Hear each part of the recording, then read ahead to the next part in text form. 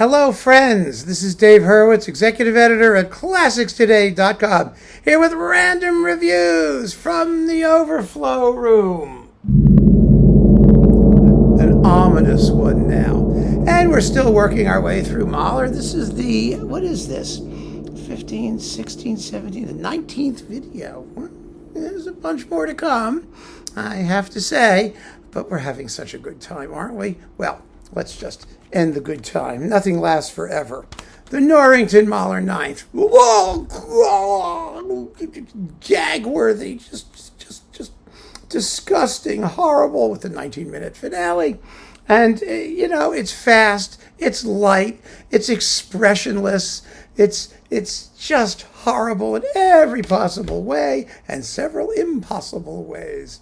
Absolutely dreadful. It has no vibrato because Norrington claimed that the Bruno Walter Mahler 9 made just before the Anschluss in 1938, whenever it was, had no vibrato. It was the last time we heard Mahler played properly with no vibrato, except that in 1963 or 62, somewhere around there, Bruno Walter gave an interview where he talked about the first time he heard the Vienna Philharmonic, and he loved their fabulous vibrato. It was amazing. Evidently, Norrington is deaf. He didn't hear it, didn't want to hear it, couldn't hear it. Of course, that 1938 live recording sucks. You can't hear much of anything. So what the hell? So he attempted to duplicate the horrible sound of the 1938 Bruno Walter Mahler 9 with a modern orchestra and modern sonics. How successful do you think that effort was? Next, Bruno Walter Mahler 9. Oh, yes. Here we go. Along with the rehearsal, actually, and the talking portrait of Mahler Ninth, and a working portrait while he's recording the Mahler Ninth. It's not a perfect Mahler Ninth. In the Rondo Burlesque, at the climax, the cymbals and bass drum, come in a bar early, and then a boom, crash, and boom. It's like, oh, well, it isn't perfect, but it's a hell of a lot better than his first one, and he said so. He said in writing, he hated that Mahler 9, the live one that Norrington so admired. He said it always bothered him that it was issued because it was a bad performance and it was a terrible time and nothing went right. And he was so happy to be able to redo it. I mean, And this is the guy, by the way, who edited the score for Performance. And do you think that there's any vibrato missing in this performance with the Columbia Symphony Orchestra? Hell no! So, Oh, God. Okay. Oh, Mahler 9. Got a lot of ninths.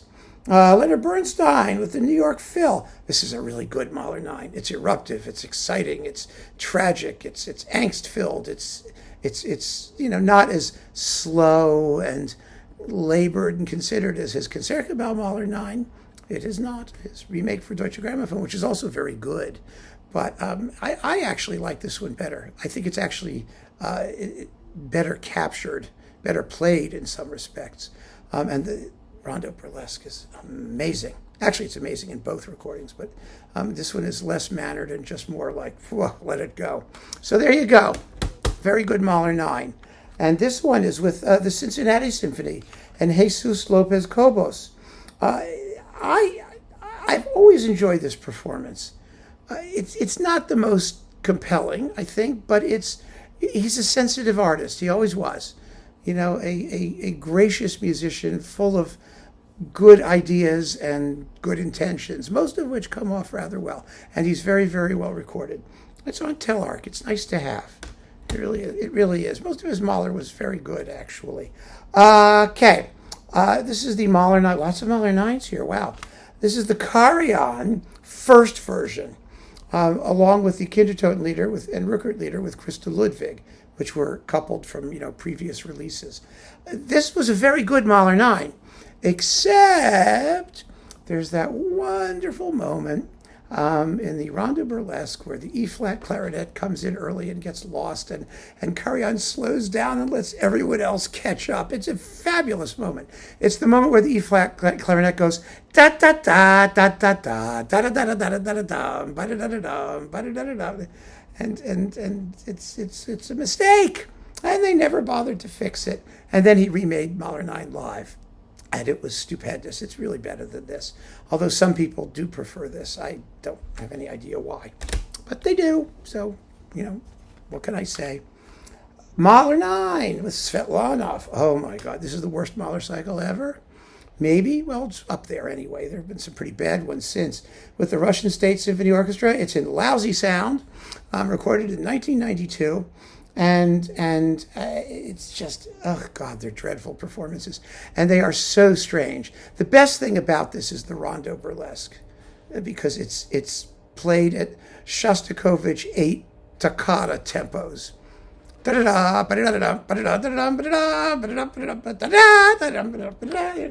It's crazy. The orchestra is lousy. It's really an embarrassment all around. And I know the producer. I met the producer. I remember, very, very funny. My good friend Christophe Huss, who is, the music critic at Le Devoir in Montreal and does other things besides up there in Canada. At that time, he was the editor of Répertoire magazine in France. And he wanted to introduce me to somebody. We were at the opening night party at Midem, where we did the Cannes Classical Awards. And he introduces me to this man, and we say hello and all that stuff. And he says, tell him what you think of the Svetlanov Mahler cycle. And I just looked at him, I said, oh God, it's just shit. It's horrible. It's awful. And Christophe looks at me and says, this is the producer. I said, oh, lovely to meet you. What a disaster. He was a little offended. It's okay. I was right. He wasn't. Mahler 8 with Solti. Solti is just one of the great ones. It still is. It's terribly artificially recorded, but it has wonderful soloists, and it's exciting. I mean, Solti doesn't dawdle, especially in the second movement, with the chorus of annoying women and all that stuff, the trio of those three ladies and stuff where it can kind of just start to sag. It never sags. The sonics I wish were better, especially at the climax at the end of the whole symphony. But the first movement is thrilling. The Chicago Symphony, plays beautifully. The Viennese choirs sing well. It's the organ was tracked in separately, and it's as vivid as you'll ever hear it. And you've got Heather Harper, Lucia Popp, Arlene Auger, Yvonne Minton, Helen Watts, Renee Colo, John Shirley Quirk, Marty Talvala. It doesn't get better. It's not my favorite eighth anymore. I like Anthony Vitt better on Naxos for its naturalness and for his way with the music, his lyrical intensity, if you want to call it that. But let's not kid ourselves. That's a terrific job. Okay, now we got a few boxes. The Klemperer Mahler recordings. Well, we've talked about these a million times, right? You got the Resurrection, which we talked about, the fourth, which has Elizabeth Schwarzkopf messing up the finale, but the rest of it's okay. Some songs with Crystal Ludwig. The excruciating seventh, which is just, excruciating, just slow and bizarre. The ninth, which is really anguished and intense. I like it. And although the rondo burlesque is a bit on the slow side, that forward woodwind balance snaps and snarls. And the great Das Lied von der Erde, the amazing Das Lied von der Erde, which is, incredible. It's Fritz Wunderlich and Crystal Ludwig. So there you go. So that's my 400th copy of that. The Mahler symphonies, numbers 1 through 10. Yes, here we are with David Zinman and the Tonhalle Orchestra of Zurich. There are some very fine performances in here. There really are. His third is very good. The sixth is very good. The seventh is good too. Eighth, not so much. It's consistent. It's not fabulously recorded. Like a lot of these SACD efforts, they just didn't sound fabulous. It does have, let me just see here. There's like a DVD at the end that's kind of interesting.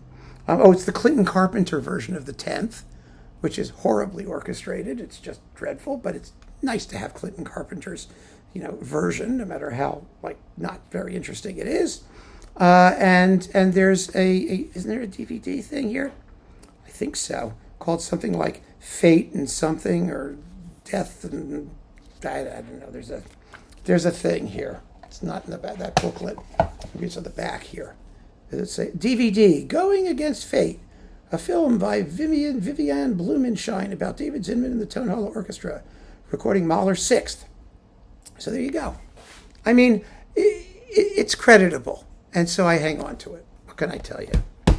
I'm into creditable. And last but not least, The Bernstein Mahler cycle, of course, we all have to have that.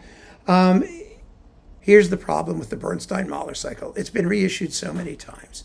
Sometimes it has Das Lied von der Erde, sometimes it doesn't, which it doesn't here, because this is all the New York recordings. It says New York Philharmonic. Of course, the 8th is with the London Symphony, so even that's not true. But there are amazing things in here. You do get the Kindertotenlieder with Janet Baker, along with the Adagio from number 10. So what are the great performances? Well, basically 3, 4, 6, 7, 8, and 9. 1 is good. 2 is good, but not as great as his DG remake. 5, it was sort of a mess. There are some executional difficulties. The sound isn't very good. And the rest is like Bernstein doing Mahler. All of it's Bernstein doing Mahler, right? I mean, he's always interesting in Mahler. So there you go. But it's not all of his Sony Mahler, which strikes me as ridiculous. Why not just do one box, do it right, remaster it all, have it all in a box, and then we're happy. Well, there are like 3 or 4 other boxes of different configurations. It's enough to make you crazy. So there you have it, my friends. Keep on listening. Thanks for joining me. Take care.